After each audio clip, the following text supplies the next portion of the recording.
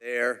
One of our members is, one of our commissioners is stuck in traffic, and we expect him here sometime soon. But in the meantime, we will take up item 1 of the agenda, which is to consider the minutes from our last meeting, which was March 18th, 2022. Commissioners, have you had a chance to look over those draft minutes? Do we have any suggested changes, or do we have a motion? Mr. Chairman, I make a motion that we approve the minutes as written. Do we have a second? Second. All right, are we ready to vote? We have a motion and a second. All in favor say aye. Aye. Aye. Any opposition? Seeing no opposition, the motion carries. Let's move down to the Aoe report, which is item 4 on the agenda, which is a report from our staff on the various things that have been going on in the with us elections and elections generally. Yes, Aoe Roberts, could you give us the Aoe report? Mr. Chairman, let me have Mr. Medley come up to the microphone there and give you a brief summary of where we are on redistricting at this point. Right here, okay? Thank you, Mr. Medley. Mr. Medley is our longtime machine operator, and he takes care of many of the important things for us, and one of them is redistricting. So we finally have got the redistricting behind us.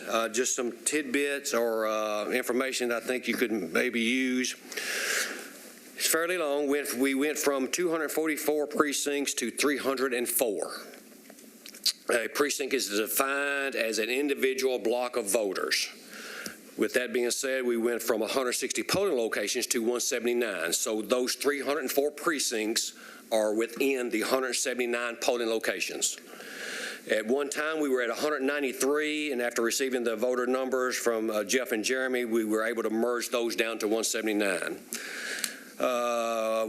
We went from pre-redistricting, 59 polling locations that were split, to now 94.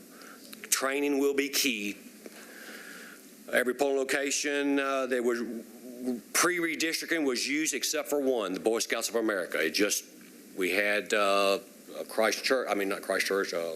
church across the street, and we just didn't need it. So we used every polling location that was used pre-redistricting.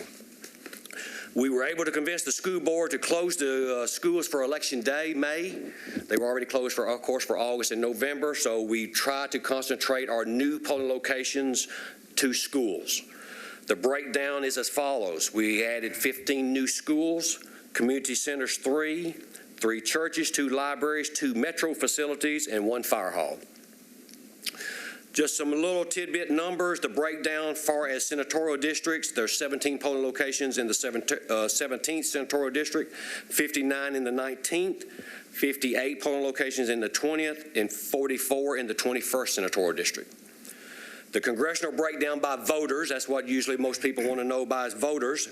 The 5th congressional district has approximately 230,000 registered voters.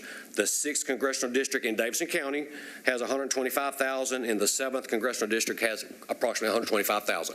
And those will be updated since the deadline to register to vote was just last week. Those will be updated with hard, firm numbers within the coming week.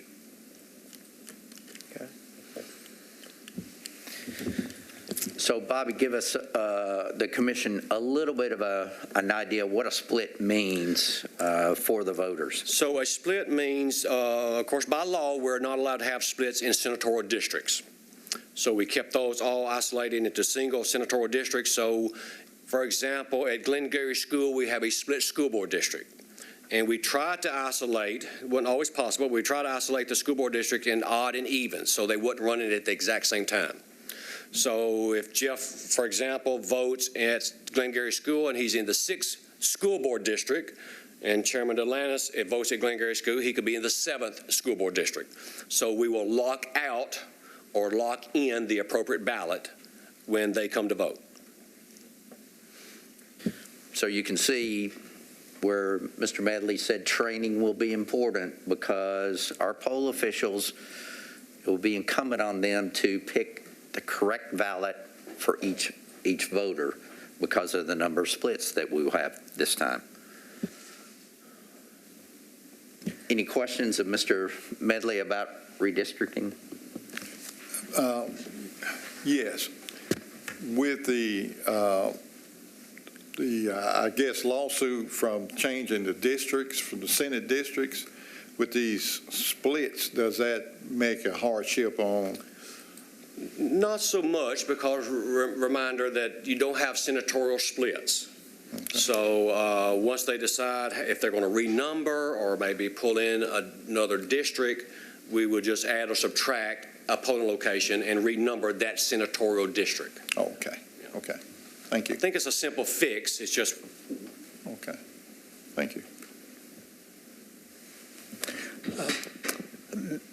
Mr. Medley, for the public, about how many different ballots are there? How many different ballots do we have to deal with? In May, we have 50 different ballot styles on the Democrat side, and on the Republican side, you only have 5. Now, in August, I can't give you a firm number, but it will be in the hundreds. You have split congressional districts, split House districts, now split school board districts, and they all will be on the August ballot. Training will be key. Jeff and I have talked about training, so we've got a little plan on training. We're still working out some details. And with this increase in locations, we're good on our poll workers? Right. Poll workers right now, we're in pretty good shape. Our big challenge in Davidson County is Republican poll workers, because we try to have a good split, good mix at each polling location. We've been working with Mr. Garrett to beef up those numbers, and we've added a fairly good number of Republican poll officials to add to our bench of,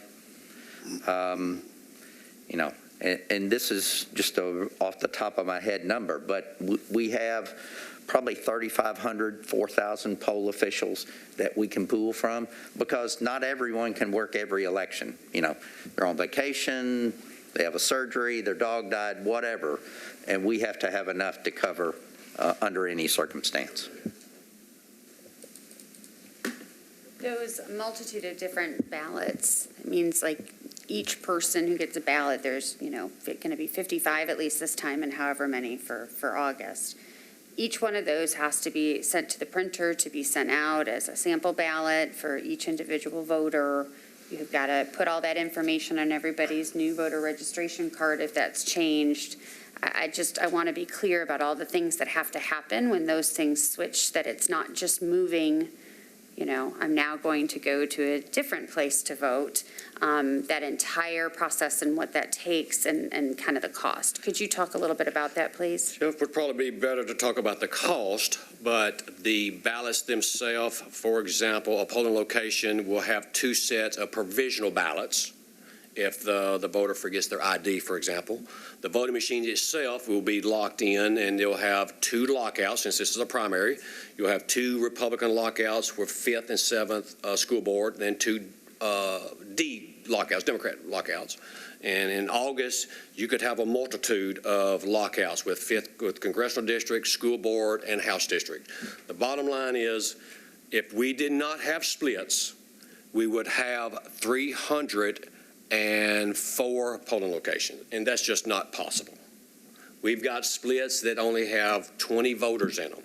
So we just let our poll officials do a little bit of our dirty work and lock in that particular voter. So the sample ballot that we send out, and those should be arriving in the mail anytime now. Our problem, if everyone will remember, we didn't know who was going to be on the ballot until I think it was last Thursday. So our printer's been working 24/7 to get the sample ballot printed so that we can put it into the mail. But you can go to our website and see the sample ballot now. that sample ballot is such that it's not individualized for the voter. It's here's everything that could be on the ballot, period. You have a Republican ballot and a Democratic ballot. But as far as the other ballots that we have to do, nursing home ballots, those are more individualized. Absentee ballots. We currently have about 700 requests for absentee ballots. They've been coming in since the last part of February, but we haven't been able to send out any because we haven't had the ballot prepared. We, for November last year, we purchased a piece of equipment that hooks into our database that lets us print the absentee ballots. So we've been printing, I think, Bobby, it took you like a week just to print those absentee ballots. Our big problem this time, the ballot is so long, it has 5 folds in it. Our folding machine can't do that many folds. We're doing those by hand because we do not want to break the chain of custody on these ballots. So Courtney and her folks, they've been for days folding ballots and trying to get the absentee ballots ready to go out. We are exploring whether or not a more expensive folding machine might work, but we want to get some idea of what the August ballot might look like before we spend the kind of money that we're talking about on a folding machine. So when you're talking about it folding 5 times, I think that means it's thicker because we have so many people Correct. on the ballot, right? Right. All the judicial elections and executive committee, and I mean, it's a whole lot of people that are on the ballot, even if some of those are unopposed offices.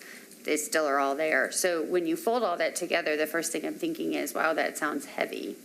Are we still at 1 stamp for when people are sending it back, or are we up to 2? And if we're up to 2, are we telling people when we send the absentee ballots out that you're going to need 2 stamps to turn it back in? We will have to check and see with the post office just to make sure, and we will let the public know once we start sending the absentee ballots out what we think the postage is going to be.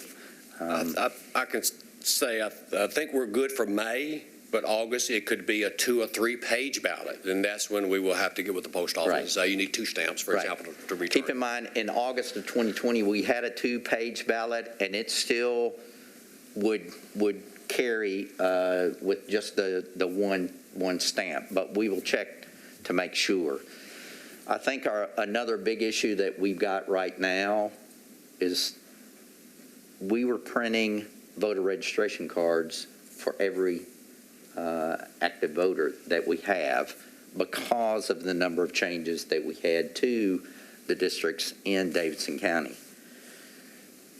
The judge panel last night, their decision has made us put all of that on hold because the number of registration cards that we're talking about, just the postage is approaching $200,000. So we've put all that on hold, waiting to see what's going to happen. If we do have to renumber, we will have to print again, but that's not the most expensive part of the process. So that's still a little bit up in the air. The voters, when you get your sample ballot, there's a QC code on the back that you can use that, and it will take you to the polling place finder to let you know where to vote for the May 3rd election, and let you know what school district you're in. The changes are really going to affect the August election, but we didn't want to send out a very expensive mailing at the burden of the taxpayers, only to have to do it again. So we put that on hold. We hope everyone will recognize we want to send out those voter registration cards just as soon as we can, but we want to be good stewards of the taxpayers' money also. So A little bit more, nursing homes. We're voting nursing homes right now. We started on Tuesday. We have 50 nursing homes in Davidson County we have to go to.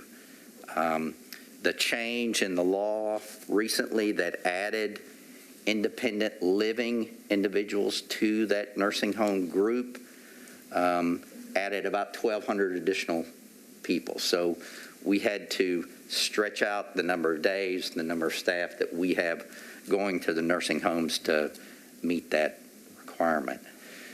Absentee ballots, you can send in a request up until the 26th, and we will work to turn that around.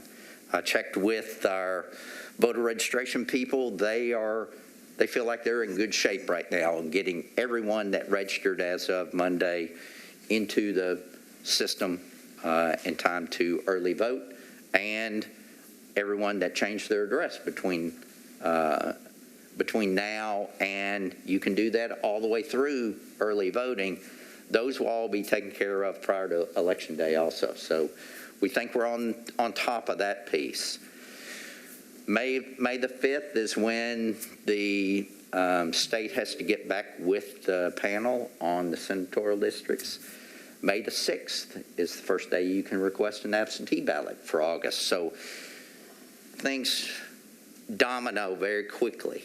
And this election definitely stretched the capabilities of the Davidson County staff to pull it all off. It's the abilities of the staff are why we were able to pull it off when we didn't know what the ballot looked like until last week. So I want to give them plenty of kudos. That's all I've got today, Mr. Chairman.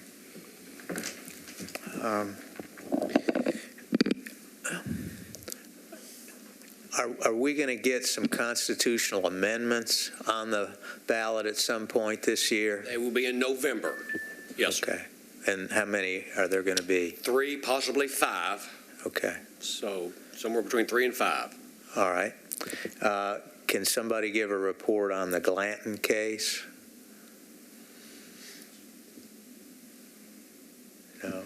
On the Glanton, you mean the Jonathan Hall case, or? No, the Mr. Glanton's case that we decided last month, I guess our last meeting. Right. So based on the action taken by the commission, we prepared the ballot. Those ballots have been sent out. We are proceeding as usual on that. Mr. Glanton is not on the ballot. Okay. All right. Okay. Do any of the commissioners have any questions for Mr. Medley? I think he has to catch a plane, and if there are any questions, let's ask them now so that maybe he can be excused. Thank you. Okay. Okay. Thank y'all. All right. Good deal.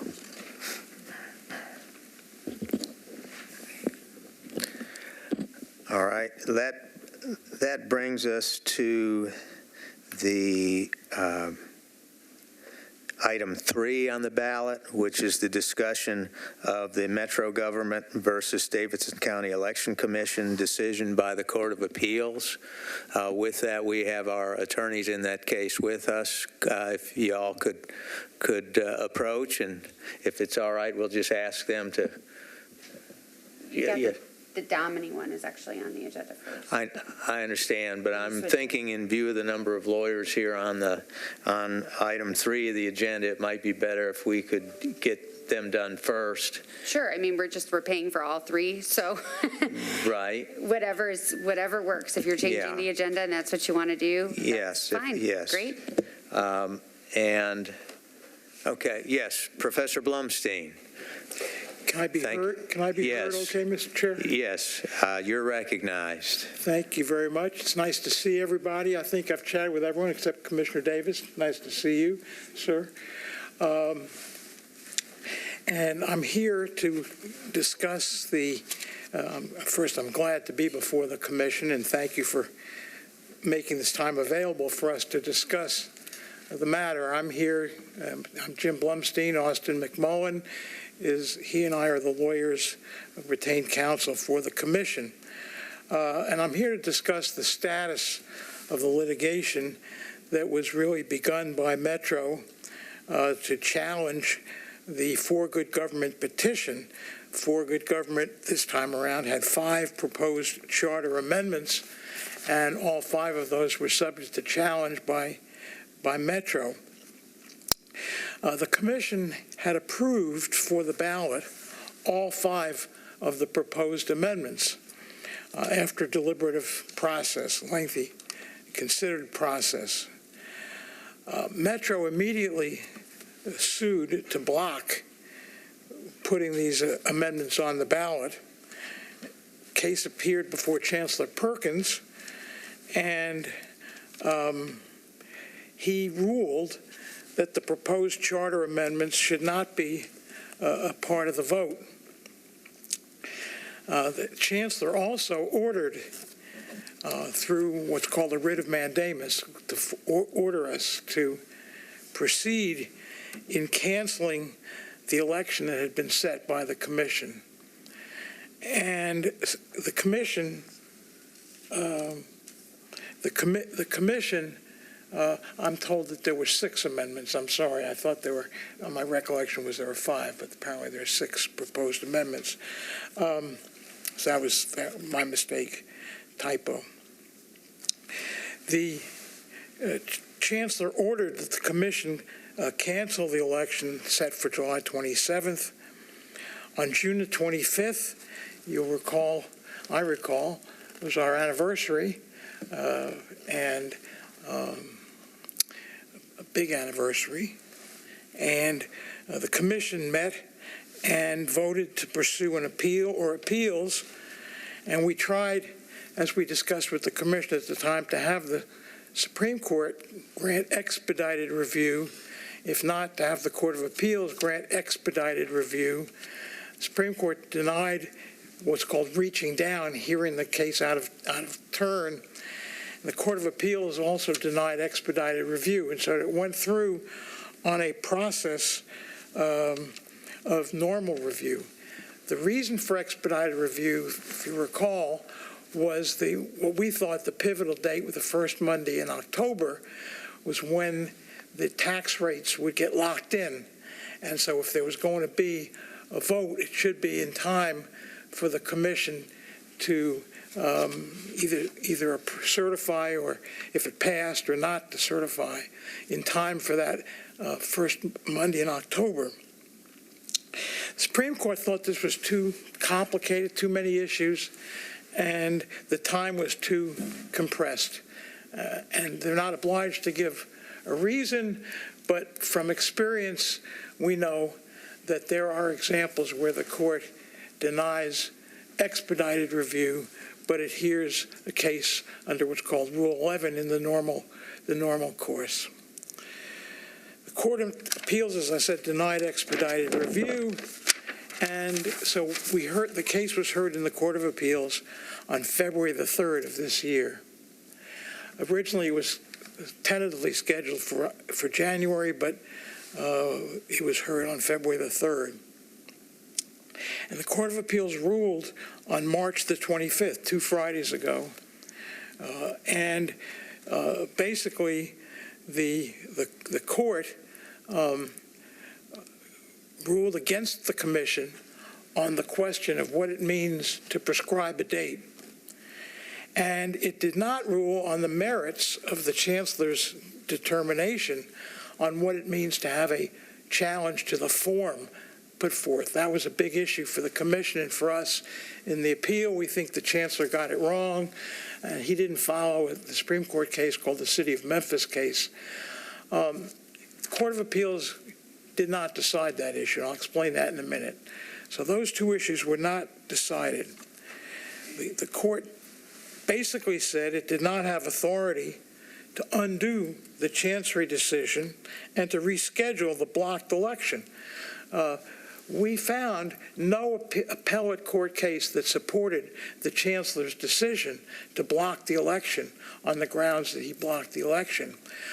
We think that's an important issue that's still in the case, and I'll explain in a minute why we think that really gets it wrong and really is not a good precedent to leave on the table.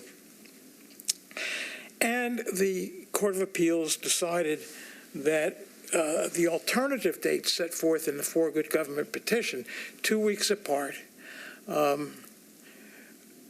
violated the terms of the Charter, 1901, that requires a date, not alternative dates, as we thought.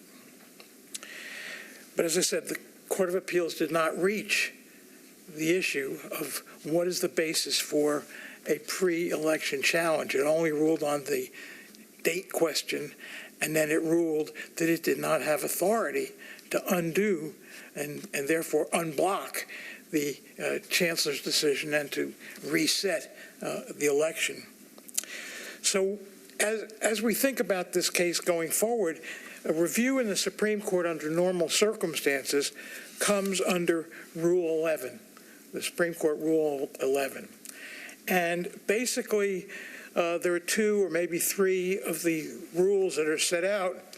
The importance of the question of law and whether there's a matter of public interest here, important public interest. The Court of Appeals has said that the date question is important, and it reached out to decide that question because it was such an important and recurring question. So it said that that was an important issue, which is one of the criteria.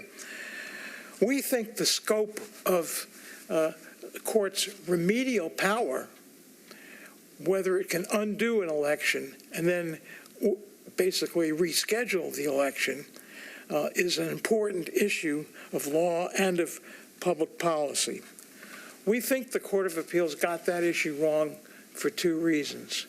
First, we think it did not read the statute well, and it really didn't cite any authority for that interpretation. I'll come back to that. But most importantly, we think the issue of great importance is the scope of authority, whether within our system of law, if the chancellor makes a mistake, we have a right to appeal, and there needs to be adequate time and a remedy if we're successful on the appeal. That's an important part of the legal system. And there is a rule, 36A, of the Tennessee Rules of Appellate Procedure that allows a court to issue any order. So what we proposed was that the court review the chancellor's decision and then set a new date. Under traditional views, going back as our exploratory and preliminary research shows, the idea goes back as early as 1812 and arguably to British common law, that courts have inherent authority to act in the interests of justice, administration of justice, not related to a statute or not related to a rule. It's an independent power that courts have. And we view Rule 36A as the codification of that traditional centuries-old power that courts have under their equity powers to basically assure that the parties have a day in court and that they're not bound by the terms of a particular statute or rule if the result of a lower court decision is to make it impossible to get review in a timely manner. So we think the big issue for the Supreme Court, and it conflicts with many decisions that exist in both the federal courts and in the state courts. And an example of that is this. During the pandemic 2 years ago, not quite 2 years ago, in a case called Fisher against Target, there was a question of who was eligible for an absentee ballot. Chancellor Lyle, exercising her authority, ruled that the statute meant, under the circumstances, that certain persons were eligible to receive an absentee ballot. And through early voting, a number of those persons cast absentee ballots. Case went to the Tennessee Supreme Court. Tennessee Supreme Court reversed Chancellor Lyle and said she misread the statute and that these folks were not eligible to cast an absentee ballot. So the casting of the absentee ballot was technically illegal under the Supreme Court's analysis. Yet, when it came to the remedy side, the court said, well, look, these people relied upon a court order. They acted in good faith. They acted, it turns out, illegally, but they were following a court decree. We think that they should be allowed to have their votes counted anyway, even though technically it violated the law. That's the kind of equitable, and they cited Rule 36A for that proposition. That's the kind of equitable power that courts traditionally have, and that the Court of Appeals turned a blind eye, in our view, turned a blind eye to that equitable power to remedy.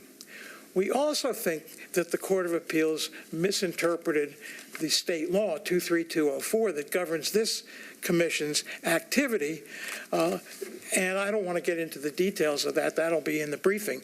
But we think there are two reasons why the Court of Appeals got it wrong. They got it wrong by narrowly circumscribing the inherent power of courts to undo and redo. In this case, to just say to the chancellor, you got it wrong, set an election. And that date comes from the inherent power of the court, not from the statute itself. But secondly, the statute itself provides for the remedy. When is the commission directed to set an election? So we think this is really an important issue. We think the Supreme Court, we have a reasonable prospect. You never predict with certainty when the court has discretion, but we think there's a reasonable prospect that the court will agree to hear that issue for us. Secondly, there's the important question that the chancellor addressed, and the chancellor interpreted a Supreme Court case called the City of Memphis case. And the City of Memphis case drew a line. It said there are only two kinds of challenges that can go on pre-election. One is a non-substantive challenge to the form of an election. Are people placed on the ballot correctly? Did the right ink used in the font size and so forth? Very technical kinds of issues. Not substantive, technical. An example, excuse me, would be whether the law that's being proposed fits within a caption procedure or not. Not any substantive matter, but a technical matter of whether the law fits the caption that might be required in certain circumstances. Not substantive. The second type of challenge, the only substantive challenge that's allowed, the court said a substantive challenge of constitutionality is not allowed pre-election, but there's one exception. If there is a facial challenge, then we will allow that to go forward. A facial challenge means that a law is invalid in all circumstances. Metro conceded that there was no facial challenge still in this case. It's in their brief. But what the chancellor said, and Metro took the position, that this was really a form challenge because there were certain topics or themes, like a particular charter amendment here, that were outside the scope of a proper charter amendment. And they said that's a form challenge. We strongly disagree with that. We think that the City of Memphis case does not allow for that. It only allows for non-substantive challenges or facial challenges, not pouring substantive content into this notion of a form challenge. So we plan to ask the Supreme Court to review that question, which is really what one of our primary disagreements with the chancellor's decision, and it was not addressed by the Court of Appeals. We don't want to leave that issue on the table for consideration. We think the Supreme Court has all it needs to review the chancellor's decision on the merits. Professor Blumstein, I think you can assume that we've all read the opinion. Has everybody read the opinion that came down from the Court of Appeals? I don't want you to have to waste your time explaining to us everything in the opinion. I think we've all read it. All right, well, I have just one. Not all of us are lawyers, though. I mean, we're paying him by the hour. I think he's made his position very clear that his recommendation is that we appeal to the Supreme Court. Fine. And he's getting in a very technical legal argument. I mean, if this is for the benefit of non-lawyers, maybe we can make it a little bit more simple. If it's for the benefit of the lawyers, I think there's an assumption we've all read the opinion. I'm just trying to. That's fine. I'll truncate. I only have one more Perfect. point and a comment, and I'll truncate. Mr. Chair, if you want me to go into more in detail, but we also plan to raise and ask the Supreme Court to determine what the language in the charter about prescribing a date means. We think they're wrong on that. The court was wrong on the text. It did not account for the council's position on this, which is at odds with Metro Legal's position and is in accord with the commission's position. And we think it's important to ask the Supreme Court to clarify. The court said, well, we owe respect to the commission's decision, but not deference. And there's some precedent going back to two cases, one from 1976 and one from 2001, that talks about what respect means. We think it's appropriate to ask the Supreme Court to clarify what it means to give respect. And finally, what are the consequences? If we are wrong on the interpretation and the Court of Appeals is right, neither the Chancery Court nor the Court of Appeals addressed the question of the so what question, the consequences question. Is this a jurisdictional issue? Does the commission have some flexibility here? Or do you really wipe out the ability of all those who signed these petitions? Is the remedy to just cancel the election and say, too bad, it's gone and forever gone, and it can't be subject to a remedy?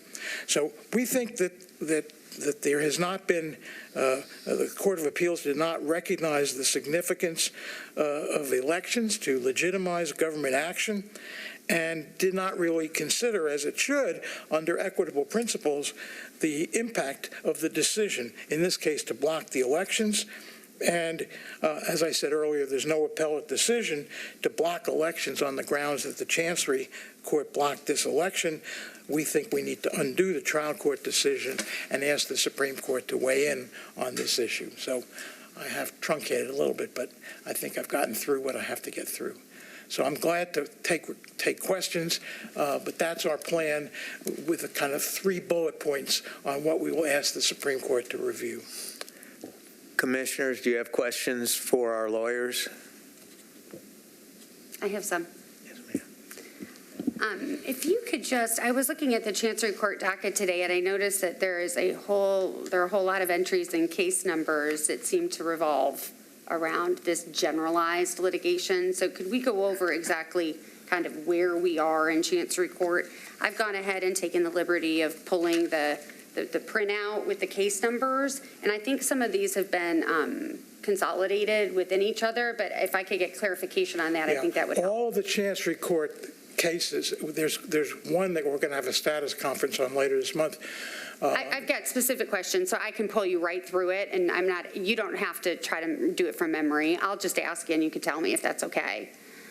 So the first one is Metro Nashville Davidson County versus the Davidson County Election Commission. That's the one you all are talking about right now, right? The one where Metro sued us? Yeah, I can give you the consolidated commissioner. The ones I have in front of me are the Court of Appeals decision, the numbers in the Court of Appeals.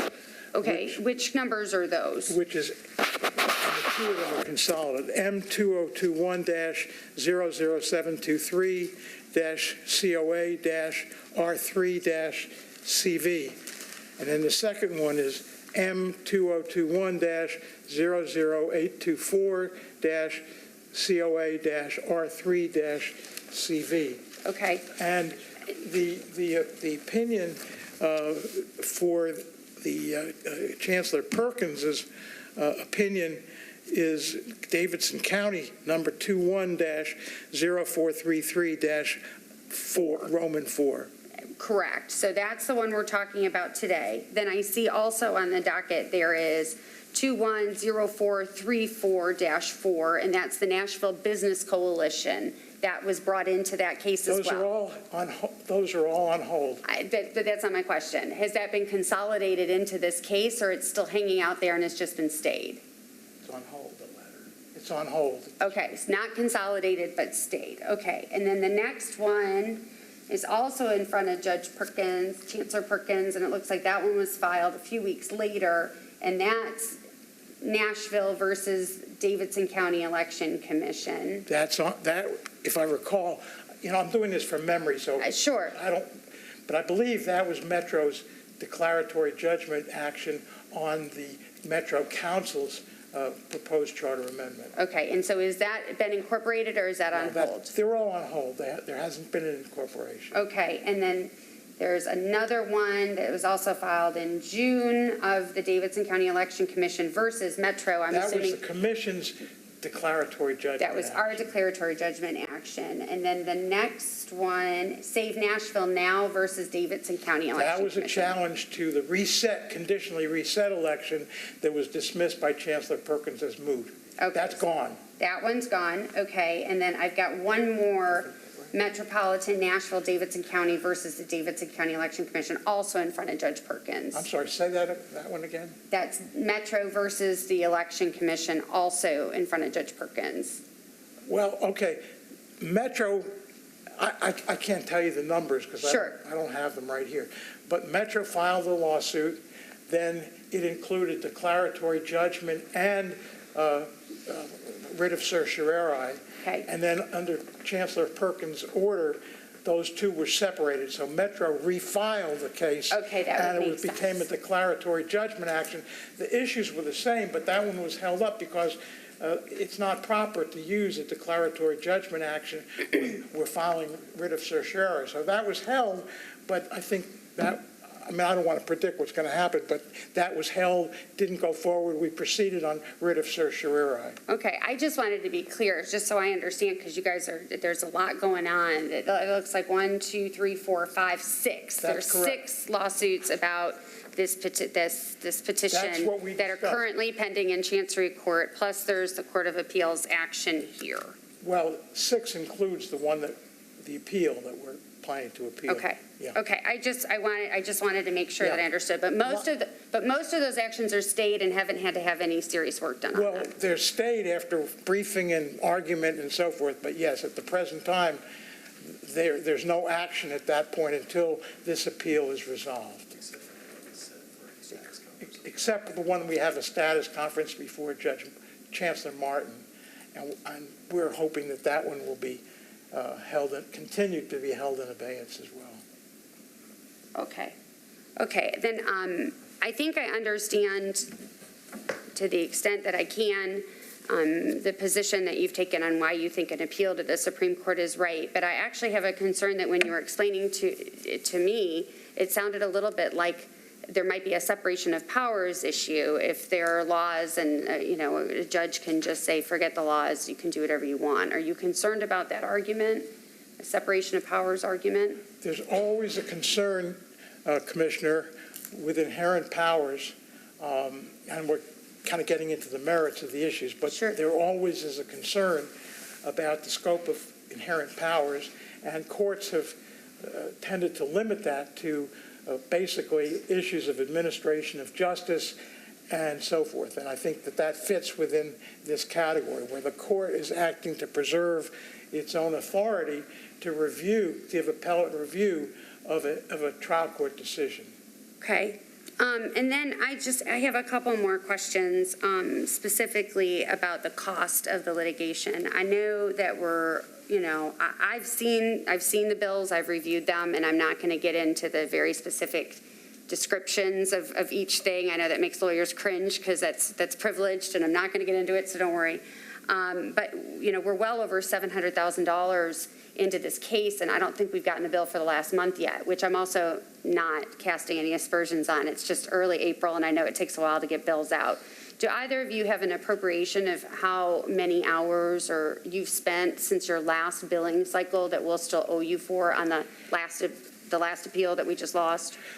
I don't have an exact number. I do plan to submit a bill through today, Sure. next week. Okay. And the number that I gave to Jeff Roberts as a ballpark, and it really is a ballpark, is $60,000, going from January 1 until today. Okay.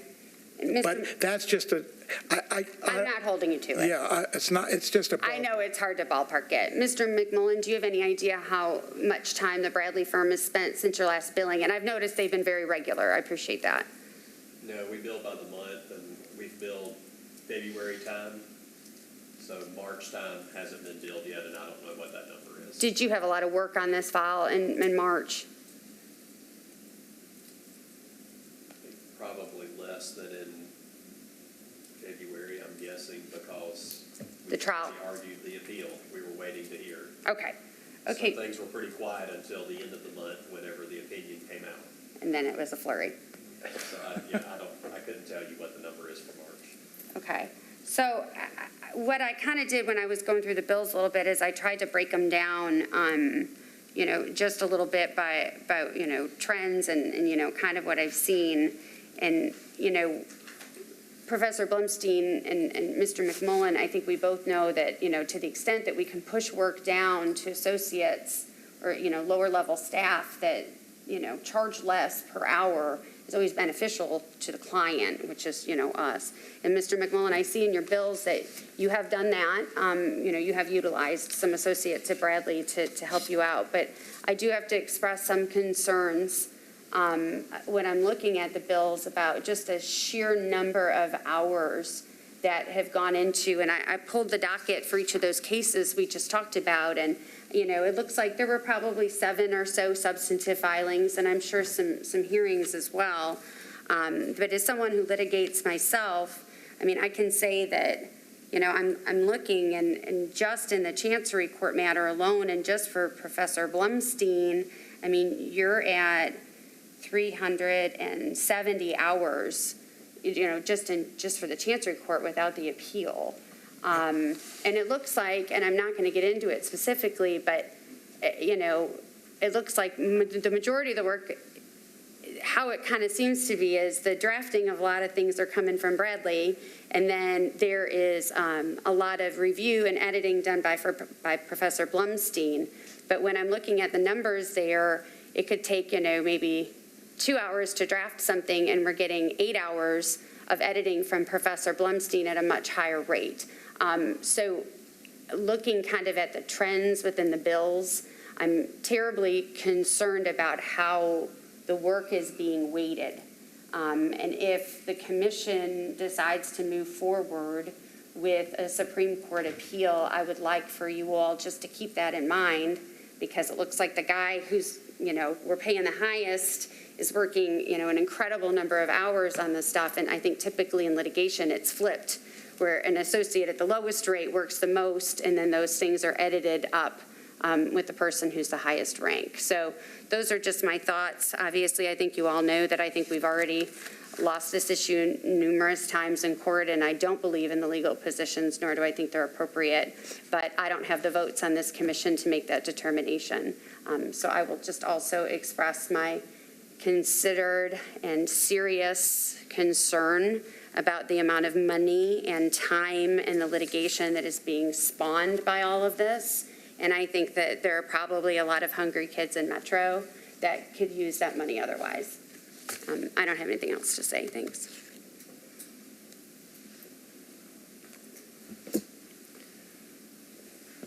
Any other questions by any of the other commissioners? No? Okay. All right.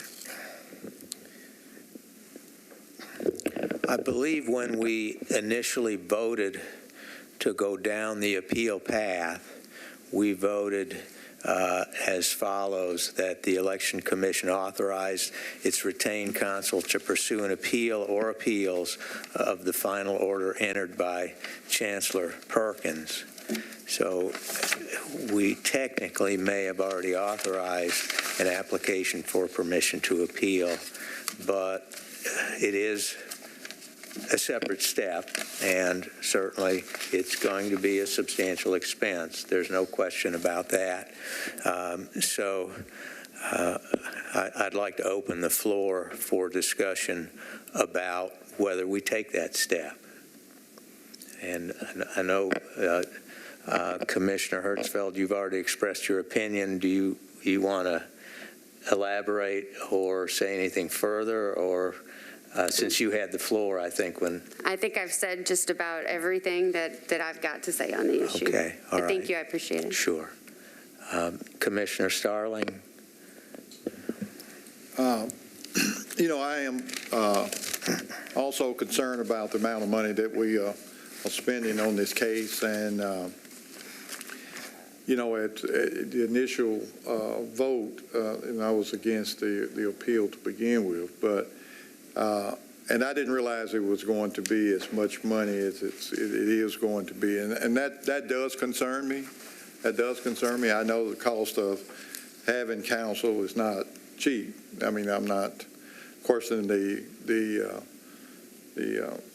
abilities of the attorneys and all that. But I just think that somewhere along the line, we've got to bring a close to this thing. And if we appeal to the Supreme Court, that could take, I mean, I have no idea on how the court system, being a non-lawyer here, I just think that we do need to be fruitful with the taxpayers' money.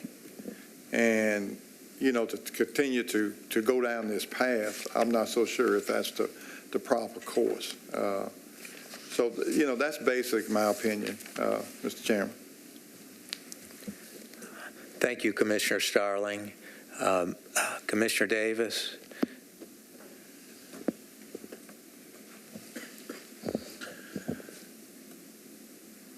I think we all have the concern of cost, and we all want to be responsible with the taxpayers' money. I think the other thing that we have to consider being the Election Commission is that our job is to basically protect the ideas and the principles of this republic in regards to an election and petitions that come before that end up on the election ballot. And I think if we do that, then we are doing our job.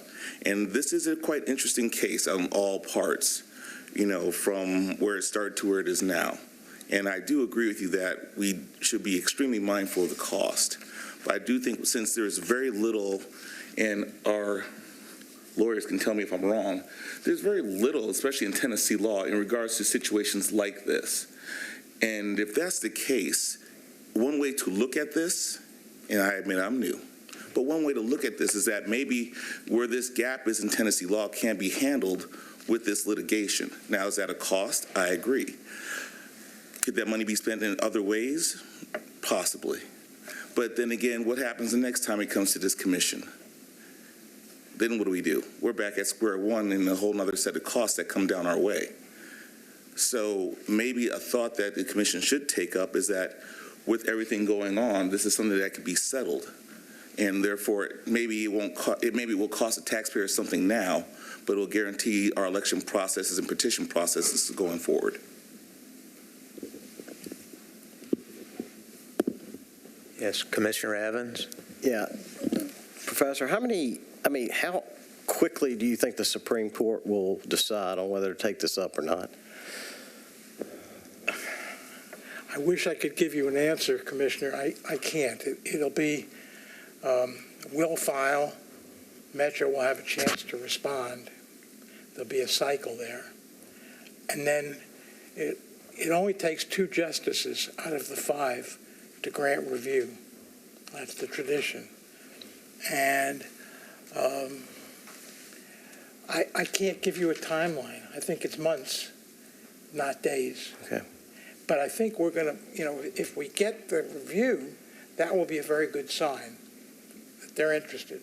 And historically, they have agreed to take a case which they did not agree to hear on an expedited basis or on a so-called reach-down basis in the normal course. And I think that based upon my understanding and my knowledge of these judges, not through any official channels or any even discussion about this, but just the justices and who they are and what their interests are. And I know 4 of them reasonably well. That doesn't mean they're going to vote for us by any means. They're all independent, and you can't predict. But I think that they know the significance of what's going on and that they are going to want to review this as expeditiously as possible. It goes through their staff attorneys first, who, as I understand it, who prepare a recommendation. Then it goes to the justices themselves. I think we're looking at a few months. Okay. I can't say how many months. It's not years, but it'll be a few months. And there's no weight they will put on the fact of the matter that they didn't reach down. They decided not to do the reach down. I'm sorry? The fact that they decided not to reach down and take it, I don't think that won't have any bearing on. I have every reason to believe that they will give us a fair hearing, and that we were on such a tight schedule, Commissioner Evans, we were on such a tight schedule, and there were so many issues. Right now, because of the way the Court of Appeals ruled, the issues are boiled down to the three that I've identified. And so I think that it's going to be easier for the staff attorneys and ultimately for the justices themselves to really get a grip on this. I don't think the past is going to harm our position. If anything, they'll be more aware of what's going on. And I think they will breathe, if I'm remembering right, they're going to breathe a sigh of relief that the issues have been pretty well boiled down at this point. And I think, I can't promise they'll agree to hear the case, but I wouldn't be recommending it if I thought there were not a good chance. And in fact, as the chair said, the commission has voted. So, I think the kind of default is that there would have to be a vote to undo the vote. And which I think the commission has every right to do, and it should consider that. But it's not a question of whether to do, it's a question of whether to undo. I want to be clear that when that vote was taken before, I absolutely had no idea it was contemplating any appeal to the Tennessee Supreme Court. When we said appeal or appeals, that would be if multiple appeals were to come out of the Chancery Court for, a variety of reasons. So that was not my understanding, and I'm definitely going to call for a vote one way or the other on that, because it would be completely inappropriate to try to shoehorn that in.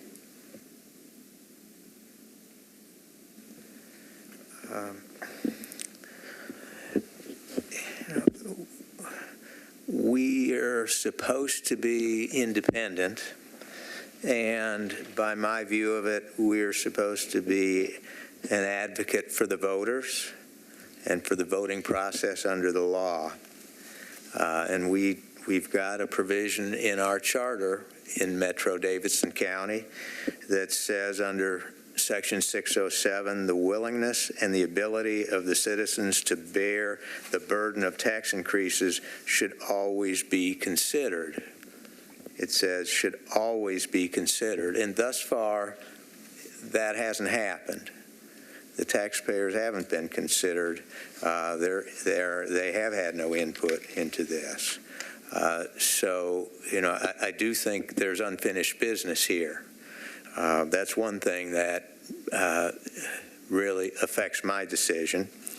And on the attorney's fees issue, it's always a concern.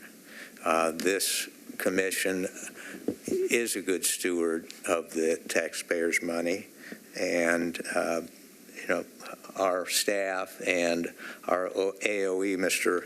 Roberts, does a good job of doing that. So I'd like to say a few things to put the money issue in perspective. We had a first set of cases when this referendum was first brought up. And in those first set of cases, we supported Metro's position because that referendum was not in good enough shape to be presented to the voters. And in that case, the expenses were very substantial, but nobody complained because we were supporting Metro's position. Now this time, we have a second set of cases, a lot of cases, many more cases than the first time. But now that we've taken an independent position, which we're supposed to be independent, now the expenses are a big issue. We've had 6 cases, maybe 7. We've had to seek expedited review by the Court of Appeals and the Supreme Court, and we've had a full appeal. So there's been a lot more work done by our lawyers than in the first set. So that, I think, puts things in perspective. And we have been beset by forces at work that are aggressive, they're litigious, they're sophisticated, and they're very well funded. And we've had to respond to those. We've been sued 6 times. And if we're going to have any chance of advocating for the voters, we have to defend ourselves, and we have to defend the voters' rights.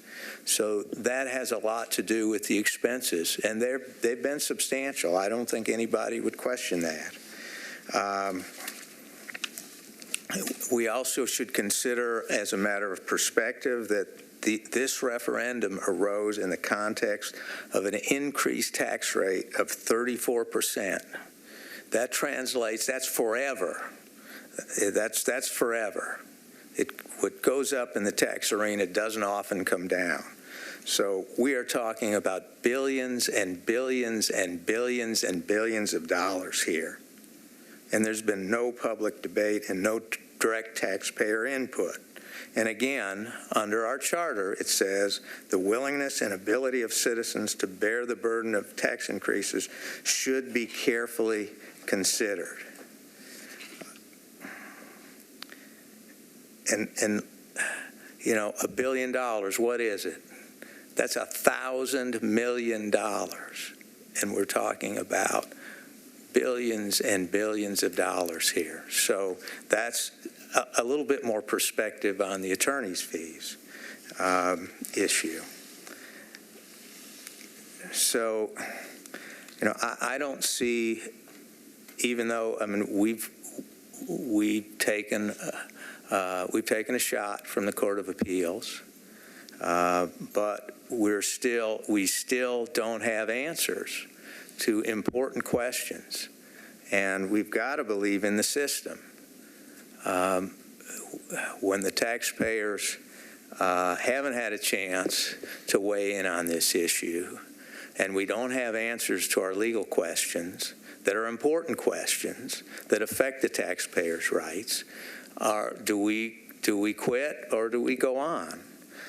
So personally, I don't think there's any reason for us to change course. I think we should continue. Our mission hasn't changed. Our mission is still voter-driven. We're supposed to be independent. You know, if we believe in the system, and I do, we've got one more chance in this system. And I would, even though we could lose, and our lawyers have been clear on that with us, but all we can do is the best we can for the voters. And for that reason, you know, I think we need to continue. We need to take it to the end. Mr. Chair, I have a question. Yes, ma'am. So I understand your position, and you explained it very, very carefully about defending the rights and the wills of voters that have brought a petition or trying to get a petition to the ballot. And so by taking this on and making sure that we're essentially taking over for good government and the litigation to make sure that that becomes on the ballot, I'm curious if we can tell the people of Davidson County that if you come to us with a petition that you're trying to get on the ballot and you run into problems, that Davidson County Election Commission, man, we'll sue and we'll hire outside lawyers for you to make sure that you're heard because you're voters of Davidson County and you want a petition on the ballot, because that seems like what we're doing here.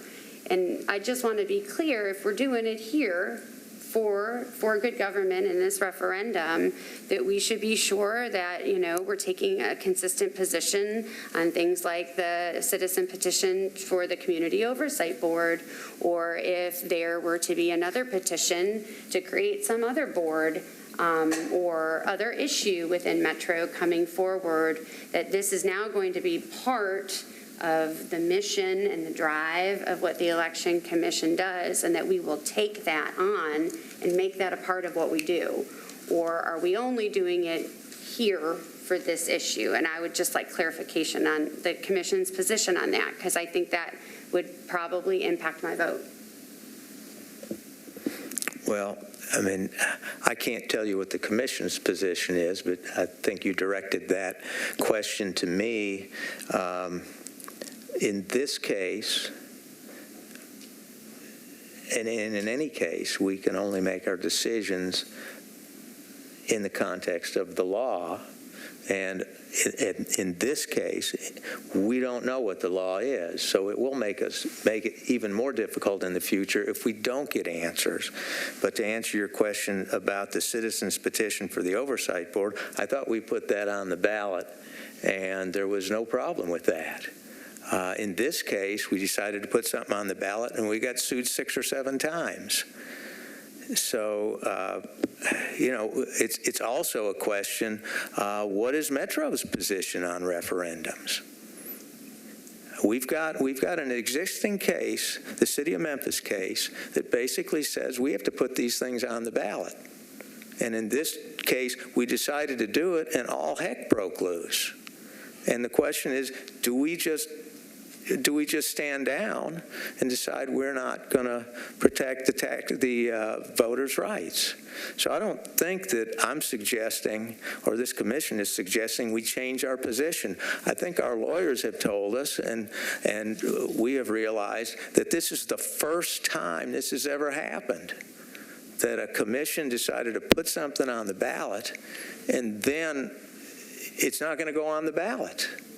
In the face of case law and in the face of these anti-voter groups that, again, are well-funded, sophisticated, aggressive, and they've sued us 6 times, and they've driven up the attorney's fees, and now that's the issue, and nobody wants to talk about the real issue, which is, do the voters get a say-so? And that's an important issue. Which anti-voter groups are you talking about? Well, I don't think I'm aware of an anti-voter group that's filed a petition or lawsuit here. Well, who are you talking about? You can characterize it, but we've been sued 6 times by groups that don't want this on the ballot. I mean, this doesn't have to be a debate between you and I, but you've got those 6 cases that you were quizzing our lawyer about. There is a strong movement afoot not to have this on the ballot. And we have to find out as a commission how we deal with those. And we have put referendums on the ballot before, and we were never faced with this kind of onslaught of litigation. And that's just a fact. Because we keep losing.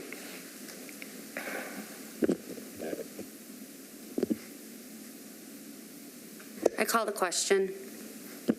Make a motion? To make a motion that we do not proceed with the appeal to the Supreme Court. Okay. Any further discussion on the motion? I think there has to be a second first. Yes. Okay. I second A.J. Starling. All right. Any further discussion on the motion? Okay. We'll call the motion. All in favor say aye. Aye. Aye. Any opposition? Nay? Nay. Nay. So the vote was Commissioners Starling and Hertzfeld, yes, and Commissioners Davis, Evans, and Delanis, no. Do we have a corresponding motion?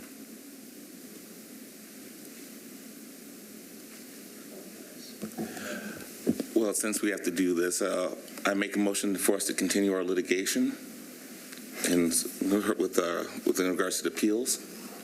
Okay. All right. And what goes with it. All right. Do we have a second? Second. Any further discussion? I think you probably have to rephrase the motion specifically for a Supreme Court appeal. Thank you. So I'll help you out with That's that. fine. Okay, well, thank you. I appreciate that. Accept the amendment? I accept Okay, the with the amendment accepted. And do we have a second, a re-second? Resecond. Okay, we have a re-second. All in favor say aye. Aye. Opposition? No. No. All right, the motion carries.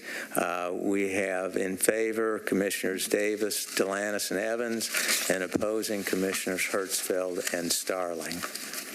Is there anything further on those issues? May we excuse our lawyers on that case?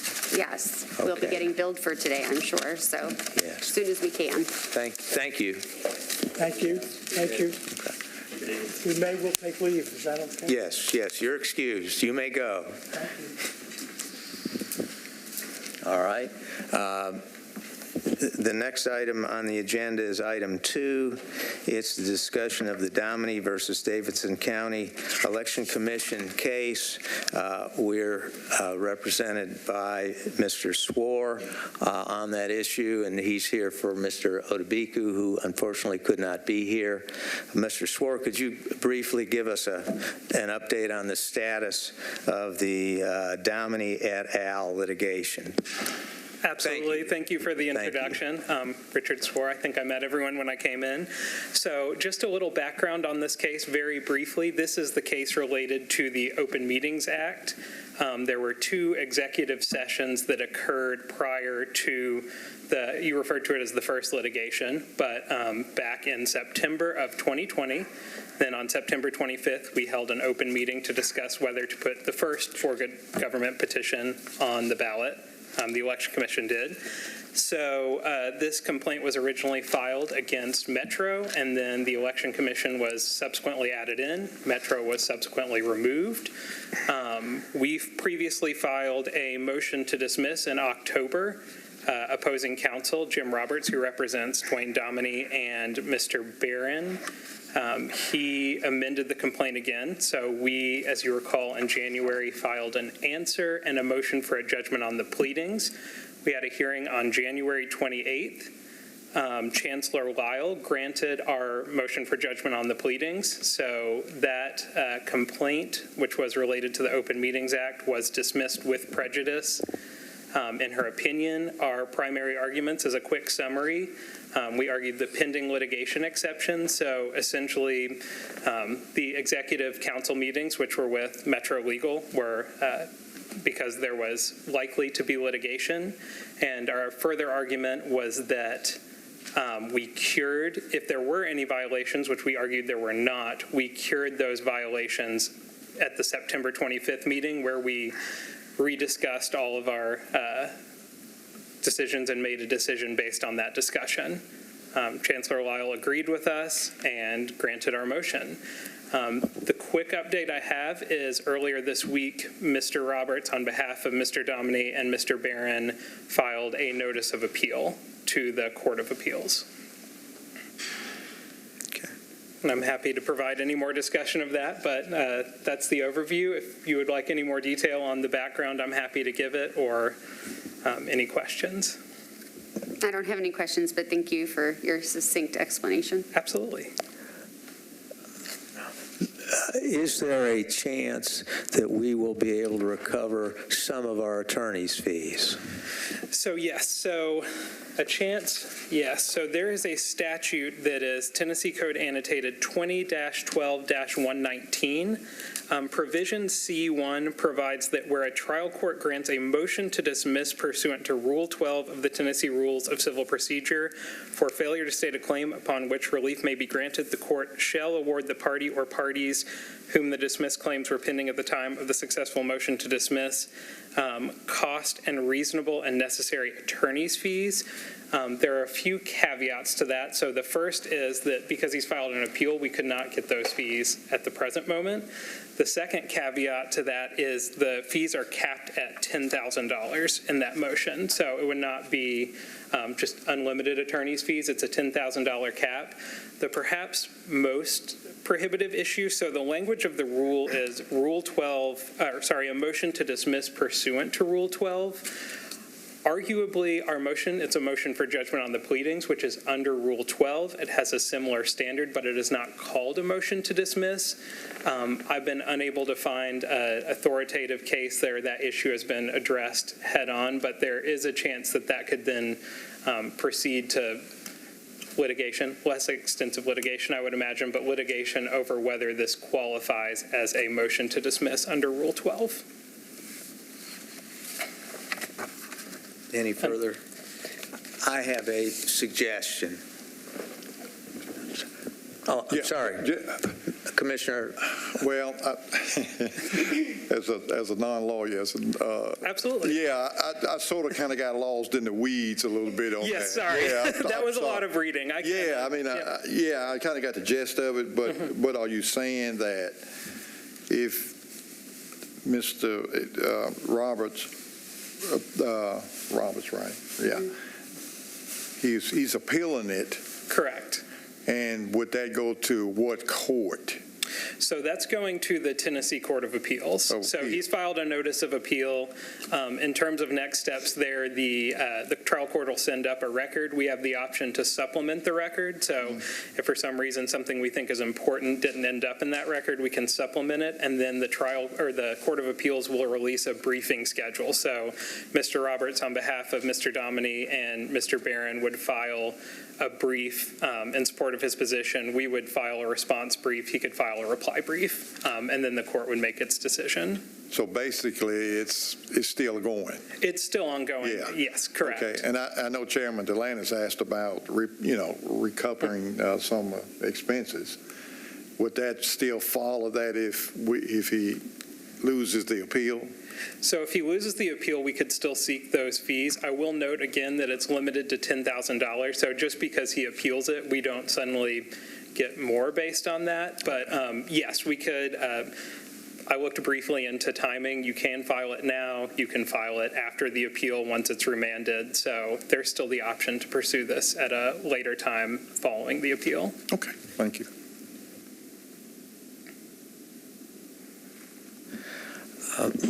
My suggestion or thought is that if we authorize our lawyers to pursue that money at the appropriate time, it may be helpful in them convincing Mr. Roberts to drop the appeal.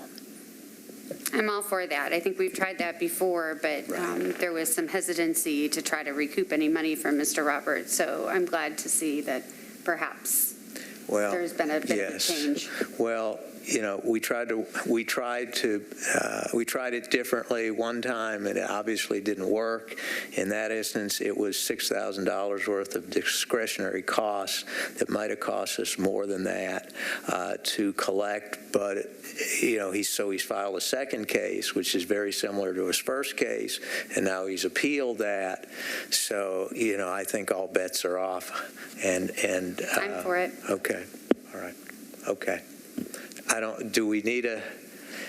guess I've made a motion. I don't know if we need a motion for something like that. If you could just take those instructions or directives back to your office and then talk to Mr. Junate about that, that would be great. Absolutely. All righty. Thank you. Any further questions or? Okay. Thank you. Okay.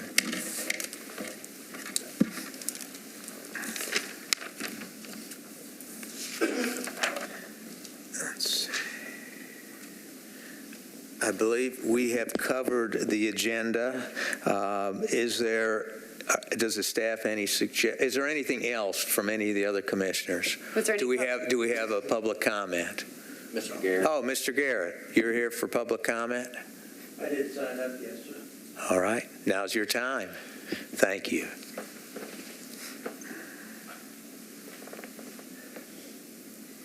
I see this microphone's still on, so I turned it on this time. I'm here as James Garrett, citizen of Davidson County, not in any other capacity. Last month, I had the privilege, I was notified that there was some legislation going through the General Assembly that was a very simple piece of legislation. It proposed that they bring Davidson County in line with the other 94 counties in the state on regards to referendums and recalls. The law says it's 15% of the registered voters. Our charter, when it was granted in 1962, gave us the privilege of having referendums at 10% of the people who voted in the last Metro general election, which is a different number. This legislation passed the House 90-something to nothing. It was ready to go to the Senate to be passed 33 to nothing. But fortunately, I heard about it. I put out a notice to my friends, and we showed up, and I had the privilege of testifying. So I did, and the bill failed in committee. what that bill would have done was absolutely strike all citizen responses to referendums. Our charter has been amended several years ago to 15% of the registered voters for recalls of elected officials. But our referendums, the citizens' voice on referendums is still 10% of the last general election. That bill that went through would have gone through the General Assembly would have shut the citizens down in Davidson County. I sat here and listened to this discussion on the previous item on the agenda, not this last gentleman, the one with all the lawyers. I appreciate your concerns about the voice of the citizens, but you are absolutely correct. You are our voice when it comes to certain things like referendums. If we have to do 15%, that's 48,000 people. We got 72,000 people. We got 480,000 people registered to vote. Right now, a referendum petition needs about 10,000, 12,000 signatures. We can do that. We, the citizens, can do that, but we cannot come up with 72,000 people.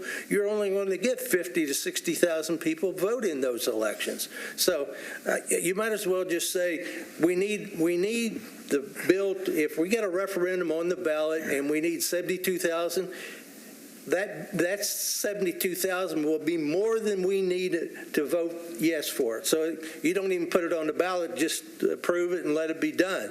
So I appreciate your comments. I appreciate everyone's comments about giving the citizens the right to vote or giving us a voice in this process, because we do need a voice, and I really applaud you for upholding our voice. Thank you very much. Okay. Thank you, Mr. Garrett. One more thing, I think this would more come under the Aoe report.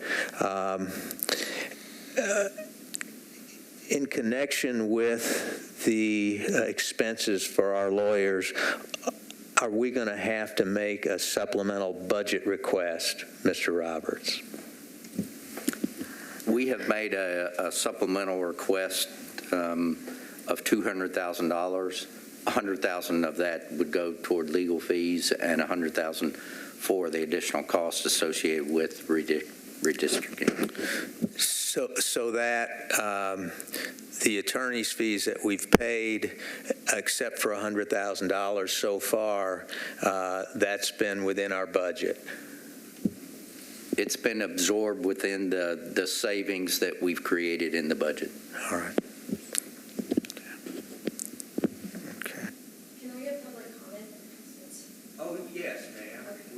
Yes, we didn't see you there. Have her sign in. Yeah, if you could, have you signed in? I haven't. My name is Nicole Williams. Okay. I will sign in after All right. I'll just go ahead.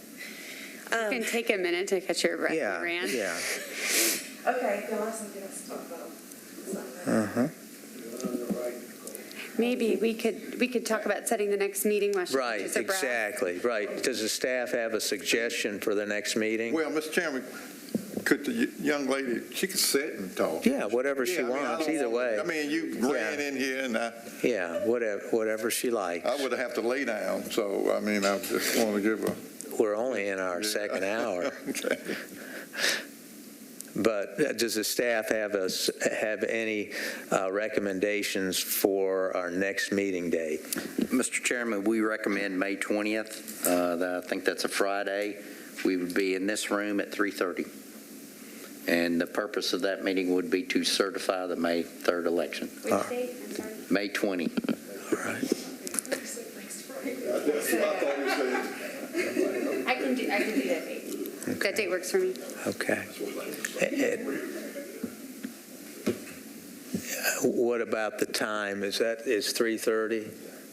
Is that okay with everybody? I think that's before traffic gets super bad on a Friday, so hopefully. Is May 20th on Friday? Yeah. Okay. So May 20th at 3:30 then? And it will be in this room. All right. Oh, okay. Okay, and thank you for doing that. I think that works well, and thank you, Commissioner Hertzfeld. That was a fabulous suggestion, and hopefully we can implement it. Now, does the staff have a recommendation yet for a date certain each month? Because we had discussed possibly just having a set date that we could cancel if necessary. We are still working on that particular date to try to fit in between all the other Metro committees. We hope to have that at our next meeting. All right. Okay, so we've got a suggested date of May 20th at 3:30. Do we have a motion and a second? I'll make the motion. And a second? Second. We have a motion and a second. All in favor say aye. Aye. Any opposition? With no opposition, the motion carries. Ms. Williams? Yes. Let's see. Is that working? Yes. Great. Thank you for giving me a minute to catch my breath. So you all have seen me before. You know how I feel about this.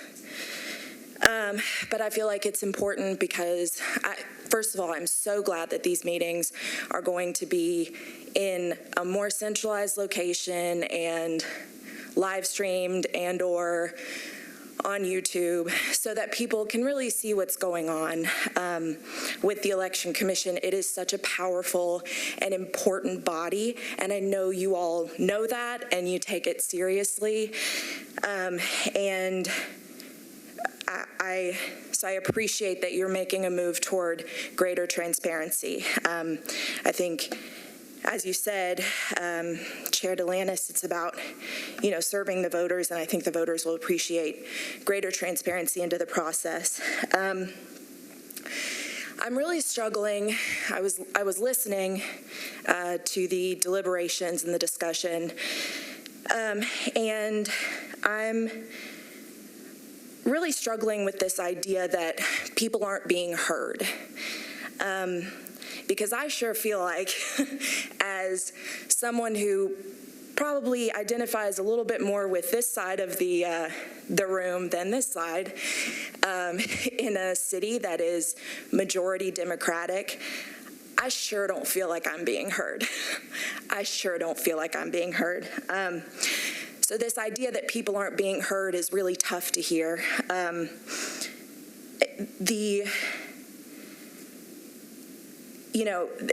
There was a comment about when do people get a vote. Well, and that there's been no public participation or input on the process of the tax increase. We vote for our Metro Council members. That's how we make our voice heard. We vote for our Metro Council members, and they represent our interests. And the Metro Council is a heck of a lot more transparent than this body. And they are directly elected by the people. So they're our representatives. They're there to speak for us, and that's why we elect them, and that's why we have the opportunity to not re-elect them if they do something that we don't like. So the idea that this body of 5 unelected individuals is somehow saving the voters, is somehow being the voice of the voters more than a 40-member body of people elected by the voters, is super tough to swallow.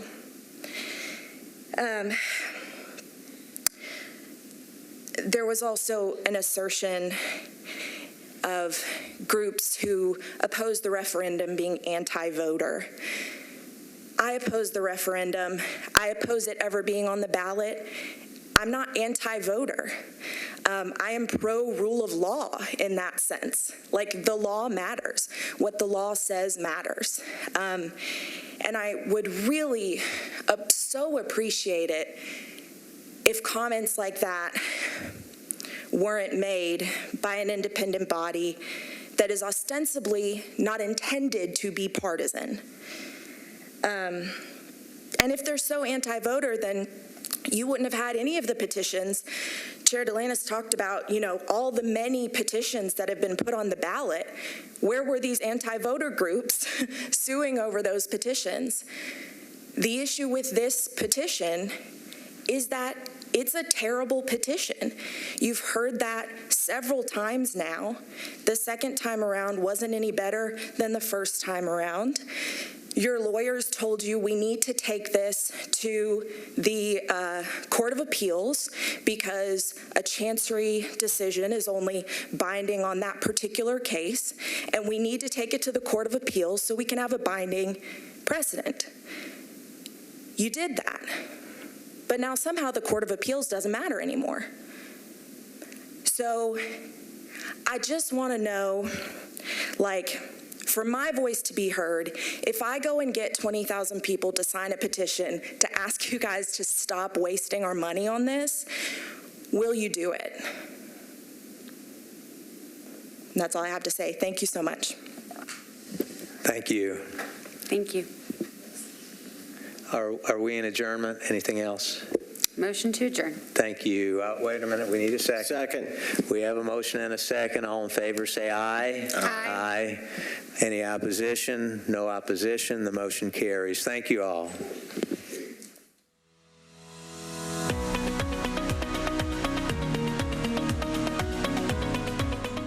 This has been a service of the Metro Nashville Network. If you would like to see this presentation again, or for more information on this and other programs, visit nashville.gov.